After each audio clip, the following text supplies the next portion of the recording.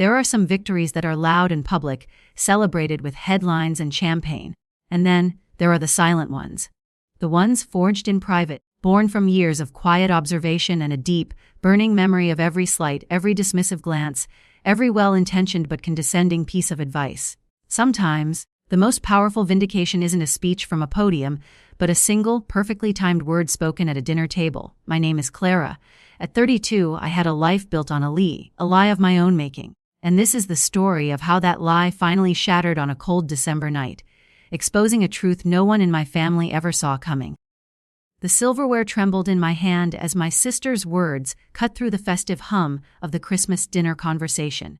"It's just so sad that some people never reach their potential," Olivia said, her voice dripping with a practiced, honeyed pity.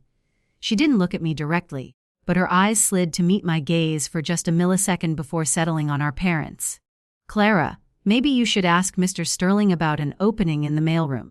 At least it's a real company." A Mr. Sterling, Olivia's boss and our esteemed dinner guest, chuckled on cue, the sound of his laughter echoing in the sudden, sharp silence that fell over the table. The ice in his crystal glass clinked like a tiny, jarring bell. My parents, sitting at the head of the table, exchanged that familiar look, the one that carried the weight of 17 years of disappointment since I'd abandoned the family plan. My phone vibrated silently in my pocket. The fourth urgent message from the board about tomorrow's acquisition, the one that would make or break Sterling's career. The one that only required my signature. I felt the familiar heat rise in my chest, a fire that had been smoldering for years. I had no intention of revealing anything tonight. My modest teaching job, the struggling apartment, the second-hand sedan, they were all part of the careful illusion I had maintained for 5 years. All while I built Summit Enterprises, a global powerhouse that had quietly acquired Sterling's company through a subsidiary last quarter. The merger had finalized just over a year ago. "The garage is all ready for you, Clara," Mom announced, breaking the tension as she smiled sweetly at Olivia. "We put a space heater out there since Amanda needs the guest room. She's pregnant, you know." The way she said it made pregnancy sound like a corporate title that outranked basic human hospitality. The table fell silent again, every relative pretending not to listen while catching every word. This was their annual entertainment, watching Clara get put in her place. "The garage," I repeated, my voice as neutral as I could make it despite the December chill already seeping through the windows. "Don't be dramatic," Mom said, passing the cranberry sauce without looking at me. "There's a heater, and it's not like you're not used to modest accommodations." My mind drifted to my penthouse overlooking Central Park, the vacation home in Maui, the private island I'd purchased last summer, all carefully hidden under layers of shell companies and discrete ownership structures. "The garage is fine," I said, slicing my turkey into precise pieces. "I'm sure it's better than what most of my community college students have." Olivia's smile widened. She loved it when I mentioned my teaching job. In her mind, it was more proof of my failure to launch. "That's the spirit," she said, her diamond bracelet catching the light as she reached for her wine. "At least you know your place." I walked into the dining room at precisely 7:00 p.m., taking my assigned seat at the far end of the table.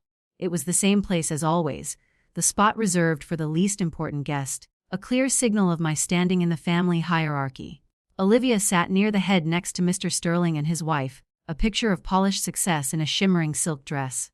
Her laughter, a little too loud, carried across the room. "Clara," Dad called out, his voice booming with forced cheer. "Olivia was just telling us about her latest promotion, Junior Vice President of Operations. She's really a dynamo, isn't she?" I gave a polite nod as the plate of turkey was passed my way. "Congratulations, Liv. Summit Enterprises must be impressed with your work." The slight emphasis on Summit was a private game, a tiny, almost imperceptible jab at the reality they were all so proud of. Mr. Sterling leaned back, a satisfied smile on his face. "She's one of our rising stars. The merger with Summit last year has opened up so many opportunities for truly talented people like Olivia." He glanced at me, and his smile tightened with a fleeting flash of condescension. "It's all about having the right vision, you know. The foresight to spot opportunities others miss." Olivia jumped in, her voice dripping with self-importance. "Oh, absolutely. I just restructured our entire operations department. It was a complete mess before. My team and I streamlined everything, cut out the dead weight. Saved the company millions." She looked at me, her eyes glinting with a challenge. It's a lot of work, of course. Not everyone is built for that kind of pressure. I calmly speared a piece of turkey, a serene expression on my face. Under the table, my phone buzzed with an internal company alert. I pulled it out pretending to check a text, and saw the notification: Olivia's Q4 restructuring report has been flagged for review. Projected inefficiency cost $3.2 million. I typed a quick reply to my chief of staff: hold the Q4 executive review. Need to brief Sterling personally first. More wine, Clara? Mom offered, her gaze lingering on my simple sweater. Or maybe you should stick to water, given your financial situation. You know, to save a few dollars. Aunt Margaret, ever the gossip, leaned in. We were just talking about that mysterious CEO of Summit. She's a recluse, isn't she? Must be some trust fund baby. People who really earn their way don't hide their success, do they? The words were a direct hit, a final unprovoked jab at my very existence. The fire that had been smoldering in me for years flared to life. I put my phone down on my lap and looked up. It's fascinating, isn't it? I said, my voice clear and calm. How people judge others based on what they choose to show. Some people wear their accomplishments on their sleeve, while others prefer to let their work speak for itself. Olivia chuckled. Well, work that's worth speaking about. Anyway, suddenly Mr. Sterling's phone buzzed. He glanced at it, and a flicker of worry crossed his face. He fumbled with the device. Excuse me for a moment. He stepped into the hallway, but his voice, though muffled, was audible. Yes, I understand. Urgent. But I don't have the final numbers, and I still can't get in touch with the CEO. His voice was tinged with panic. My silent, observant Uncle James caught my eye from across the table. He was the family's resident history buff, and he had a keen eye for details. He saw the slight, almost imperceptible twitch in Mr. Sterling's eye, the way his knuckles were white as he clutched his phone. Then he looked at my face, which was impassive. A faint, almost knowing smile touched his lips. It was a quiet moment of recognition, a silent acknowledgement that he sensed a deeper game was afoot. Mr. Sterling returned, his usual swagger replaced by a visibly flustered energy. Just a minor issue, he said, forcing a smile. A few last-minute changes for the board meeting tomorrow. I nodded slowly, a small smile playing on my lips. Changes, you say? Restructuring reports, perhaps? Olivia, missing my tone, took the bait. Exactly. Just another day at the office, you know. The kind of high-stakes, high-stress work that, well, not everyone gets to experience. She looked at me pointedly. You probably have a much more relaxed schedule, teaching your students to, well, read books. The casual dismissal was the final push. I picked up my phone and opened a file, but I didn't show it to them. Oh, my schedule is pretty packed, I said softly, my voice holding a new, steely quality. For instance, I just received an update on those streamlined operations. They're projecting a loss of over $3 million in the next quarter. The room went completely silent. Olivia's smile froze. Mr. Sterling's face, already pale, turned a shade of sickly gray. He fumbled for his phone again, his eyes wide with disbelief. What are you talking about? Olivia whispered, her voice cracking.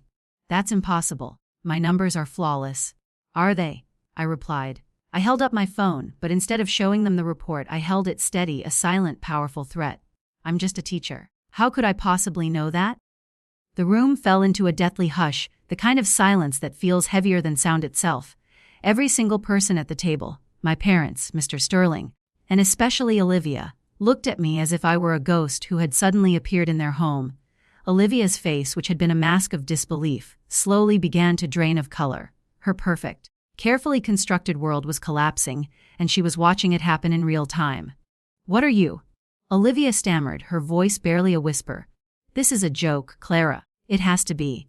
I pulled out my phone, a sense of calm purpose washing over me. I wasn't doing this for revenge anymore. I was doing it for closure. I opened a presentation on my phone and, with a few taps, projected my company ID onto the dining room wall.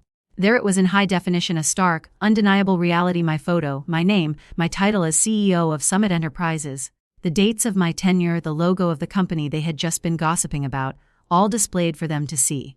No joke, Liv, I said, my voice quiet but firm. While you were climbing the corporate ladder, I built the building.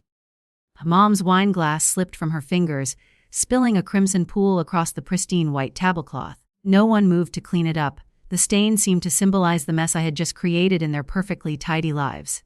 But you're a teacher. Mom stammered, her voice laced with genuine confusion. I teach because I want to, I replied, my gaze softening slightly as I looked at her. I believe that education is a gift, not just a stepping stone. It's what I do to give back. The rest of my time is spent creating jobs, restructuring industries, and building a company that values integrity over appearances. Olivia finally pushed herself back from the table, her chair scraping loudly against the floor. You can't be. You live in a tiny apartment. You drive a Honda. I own the building where my tiny apartment is located, I said, shrugging slightly. As for the Honda, it's a choice. A reminder of where I came from. Unlike your Mercedes, which by the way, you probably shouldn't have charged to the company account. Mr. Sterling had sunk so far into his chair that he seemed to disappear entirely. I could almost hear the thoughts racing through his mind, the memory of every patronizing comment he had ever made, every arrogant email he had sent to the mysterious CEO.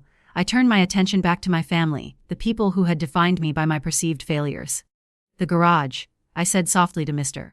Sterling, the word hanging heavy in the air. You made me sleep in the garage. All of you were so busy judging me by what you saw on the surface that you never bothered to look deeper. My life wasn't a failure to launch. It was a strategic, silent victory. Then, a sudden, powerful thought hit me. This wasn't just about them. It was about all the people they had looked down on. I looked at Olivia, who was trembling now. Remember last month when you denied Sarah in accounting time off for her son's surgery? I asked. Olivia nodded mutely, tears welling in her eyes. I approved her medical leave personally and arranged for the best specialist in the country, I said. Because that's what real leaders do. They take care of their people. You judged her as dead weight, but to me she was an employee who needed help. That's the difference between a title and true leadership. Dad finally found his voice. Why didn't you tell us? We were so worried. I met his eyes, my heart aching with a decade of unspoken truths. Would it have mattered? I asked. Would you have treated me any differently if I hadn't been successful on your terms? This family measures worth by brand names and bank accounts. I wanted to build something meaningful, something with character, not just a brand name. I wanted to see if you would ever value me just as me without the success. The answer, it seems, is no. I turned back to Mr. Sterling, my voice regaining its corporate authority. The board meeting tomorrow will proceed as scheduled. We'll be discussing the operational restructuring that cost us $3 million, among other things. My eyes shifted to Olivia. I suggest everyone comes prepared, Olivia whispered. You're going to fire me. No, I replied, gathering my belongings. I'm going to do what I should have done years ago. Hold you accountable. Success isn't about titles or corner offices. It's about integrity, innovation, and actual results. I headed toward the garage to collect my bag. Behind me, I could hear the chaos erupting. Mom's panicked protests, Olivia's strangled denials, Mr. Sterling's frantic phone calls to my assistant, all in a desperate attempt to salvage what was left. I paused at the door, the cold garage air seeping in, and turned back to them. One more thing, I said, a final, definitive statement. I won't be sleeping in the garage tonight. I have a suite at the Four Seasons, which I own, by the way. Merry Christmas. As I drove away in my environmentally friendly Honda, a sense of profound peace settled over me. My phone buzzed with messages from family members, a cascade of apologies and desperate attempts to rewrite history. I ignored them all. The next morning, I sat at the head of the boardroom table in Summit's headquarters. Olivia and Mr. Sterling filed in with the other executives. Gone was my sister's smug superiority, replaced by something that looked remarkably like respect. Before we begin, I announced, I want to talk about company culture, about how we treat people, regardless of their title or apparent status, because success isn't just about profits. It's about character. Olivia wouldn't meet my eyes, but I saw her taking notes for the first time in her career. Sometimes the best revenge isn't about getting even.